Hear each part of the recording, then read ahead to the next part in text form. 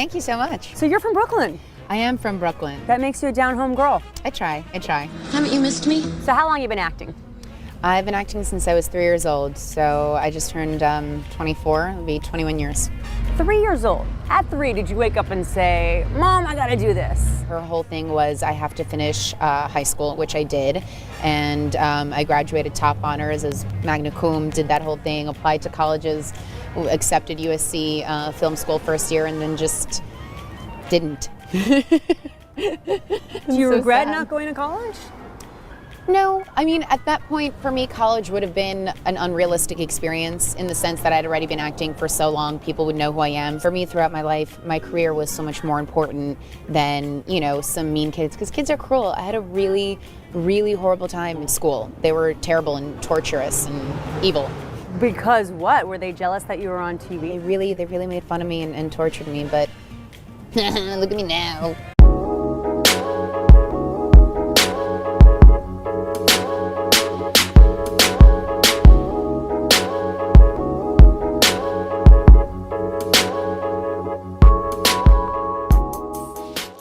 Alright, peace, y'all. Peace. So in this video, we're going to be talking about Michelle Trachtenberg. Alright, now, Michelle Trachtenberg was a child star actor. Alright, but mysteriously, she died of natural causes. And many people don't really know. You know, she posted a lot of cryptic messages before she passed, you know, in the sense of exposing Hollywood. All right. So Michelle Trachtenberg was born October 11th, 1985. All right. She was born in Sheepshead Bay, Brooklyn, and attended the Bay Academy for the Arts and Science. Now, I told y'all a lot of people in Hollywood and in the music business, you know, their parents usually put them in these schools for performing arts. All right, but she was no stranger, all right, to being groomed in Hollywood. Now, with her having both Jewish parents, her rise in Hollywood was sooner than others. All right, her first appearance on TV was at 3 years old for a Whisk detergent commercial.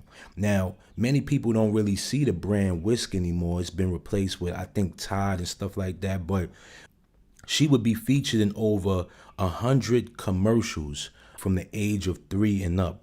Now, her film career began in 1996 with her role in Harriet the Spy. She began working heavily in Hollywood with shows like Buffy the Vampire Slayer, Inspector Gadgets, and The Adventures of Pete and Pete. All right. Now, after her prime kind of like slowed down in the 2000s, you know, Michelle Trachtenberg, she actually lived a private life and stepped away from Hollywood. Now, before her death, she became very active on social media.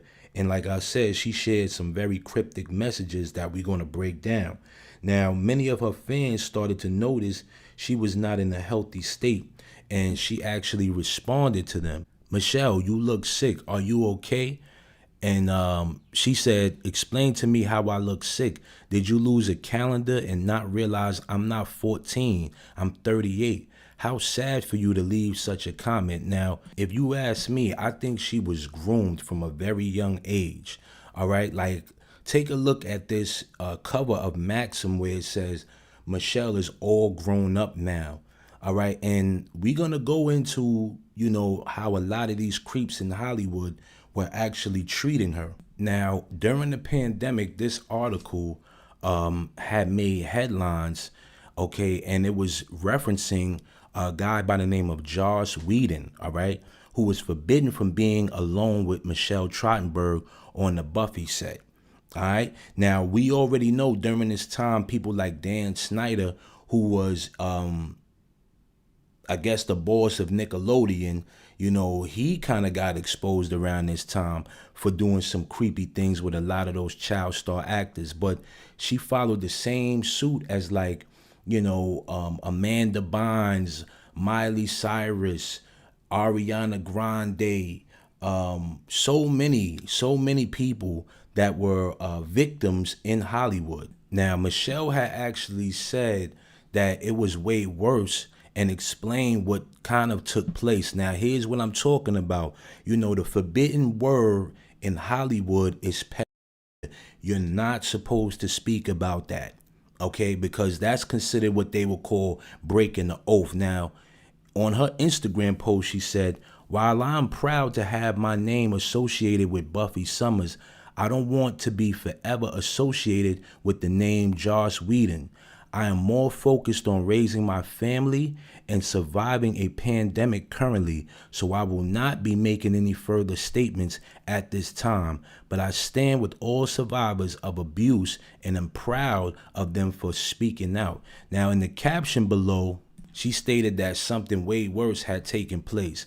So on her Instagram post, she put, "Thank you, Sarah Migla, for saying this. I am brave enough now as a 35-year-old woman to repost this because this must be known. As a teenager with his not appropriate behavior, very not appropriate. So now people know what Joss did. The last comment I will make on this: was there a rule saying he's not allowed in a room alone with Michelle again?"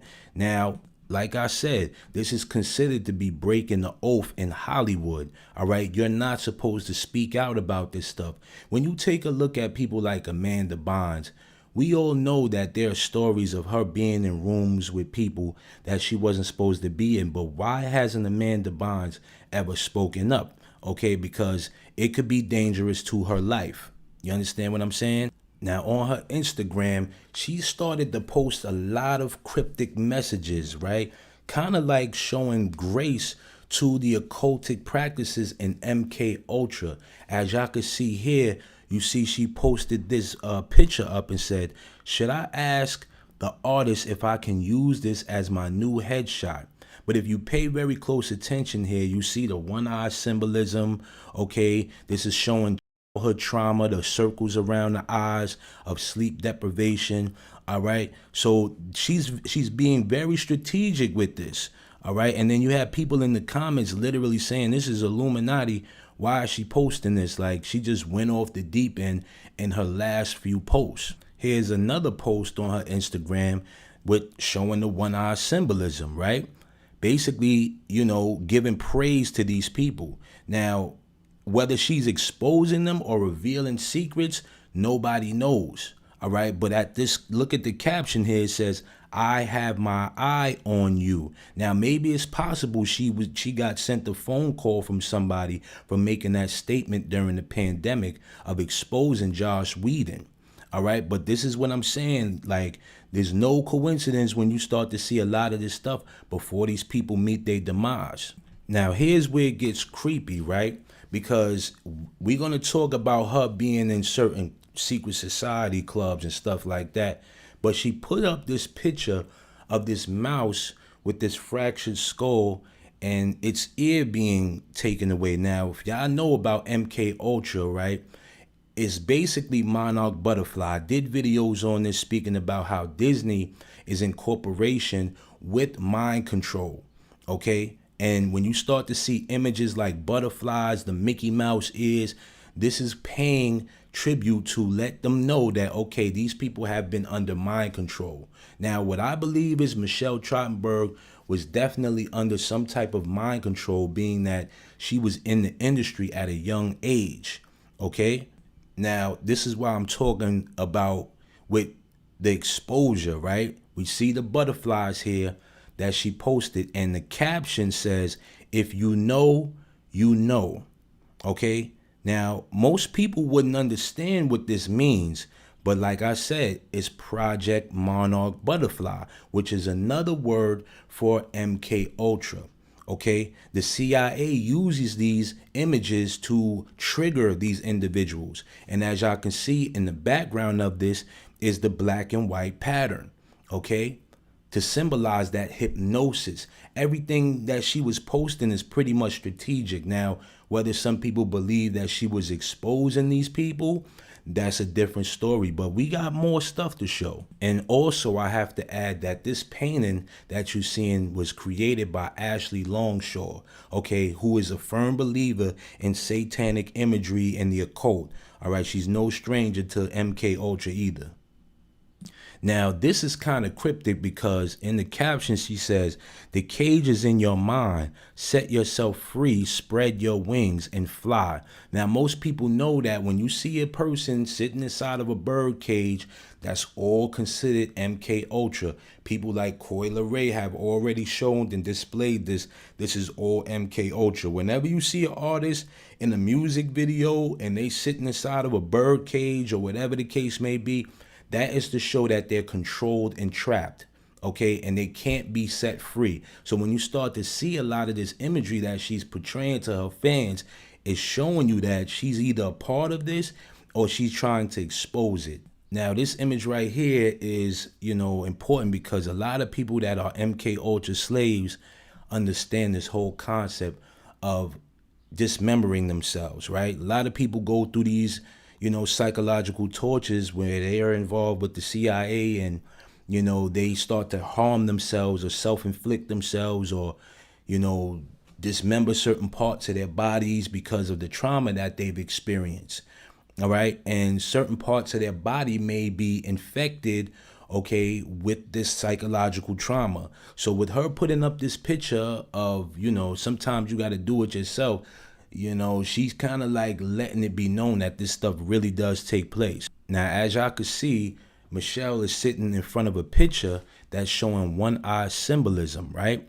And if you pay very close attention to the caption, it says, "This is where the magic happens," okay, as she's dressed in all black. Now, if she was still a part of some type of satanic occult, nobody would really know. Okay, but I don't doubt that a lot of these celebrities understand this, okay? And it's very, very real. People don't think this stuff is real, but it's very real, okay? As y'all can see, he's a magician showing a one-eye symbolism on her wall. Now, here's another post where she's giving praise to the monarch butterfly, saying, "Shed the cocoon that held you back and become the beautiful butterfly that you are." Now, some people may say, oh, it's just some harmless art or whatever the case may be. But the significance behind a lot of this, okay, is all paying homage to monarch butterflies. Okay, and some people in the comments even noticed this, said MK Ultra butterfly. Now, if this isn't blatant, I don't know what to tell you. So she posted the movie Labyrinth, right?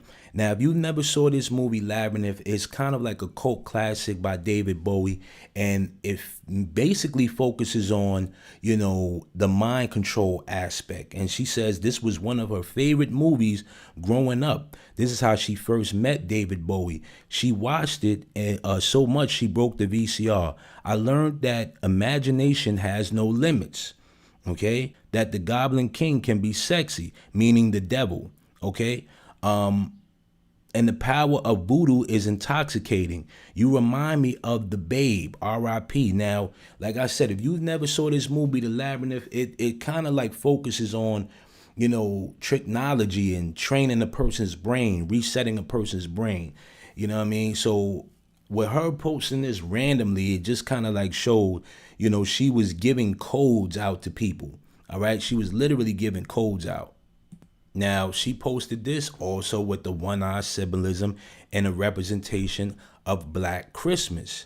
All right. Now, whether you believe in Christmas or not, you know what I'm saying? That's your personal business. But when you start talking about the Black Christmas, that is giving praise to Saturnalia.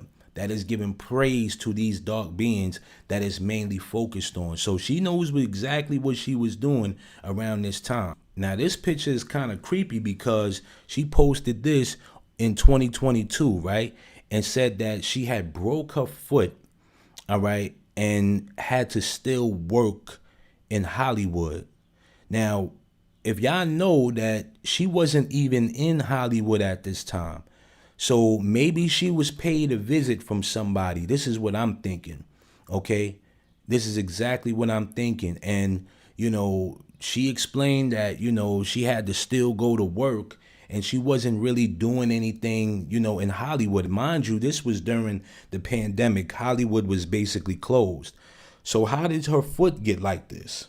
You understand what I'm saying? How did her foot actually get like this? Like I said, when y'all remember when Jay Leno, he claimed he fell down, off a cliff or whatever, and people were saying, hey, somebody came and paid them a visit. A lot of that stuff be happening. Okay, you might miss the tweet that they might have posted, and somebody saw it and went and paid these people a visit, like to keep their mouth closed. All right, so this was probably a warning. All right, to tell her like, hey, you keep it up. We gonna get you good. All right. Now, mysteriously after this picture, she started posting more of her like times in Hollywood with her Hollywood friends. Okay, so this was like what I'm saying. They tried to wheel her back in. As you can see, the one-eye symbolism. Okay, while your boy Seth Green is actually wearing a Let's Start a Cult shirt. All right. Now, I don't know if y'all know about Seth Green, but he's a creep himself. And the reason why people know that he's a creep, okay, is because people like Isaac Cappy, rest in peace, is the one that exposed him for being a creep in Hollywood. Now, Isaac Cappy said people are talking a lot about pedophile jokes. The craziest pedo joke I ever heard was when Seth turned to me and said, "This is where we keep the children," as he was pulling back a secret bookshelf that revealed a hidden room at his Malibu house. Now, Isaac Cappy is no longer here with, but he made a lot of videos, respectfully revealing a lot of those Hollywood creeps. All right. So it gets crazy, y'all. Now, this is just my personal opinion, right? I think that she was on a roll of exposing a lot of the pedophiles that she was associated with in Hollywood, okay? Because randomly just posting pictures with Seth Green, mind you, old photos, okay? And then she's posting pictures here with Diddy, all right? And we all know what Diddy's involved in when it comes to this nonsense that's going on. So yeah, it's possible that she was exposing a lot of these people, okay? And, they wanted to put a stop to her, before she started speaking out about a bunch of stuff, because the pictures get worse. Now, for all of those that don't know, Michelle Trachtenberg was actually brought in, okay, through the industry by the Clinton administration, okay? She was brought in through the Clintons. She did a drugs administration, I believe, some type of administration or something with Bill Clinton and Hillary Clinton. And, this is how she really got her feet wet in Hollywood. All right. Nobody really knew who she was. But like I said, her parents had a lot of ties to those people, if you know what I'm saying. Okay. Now, mind you, y'all, I want y'all to pay close attention to the date that this was posted, right?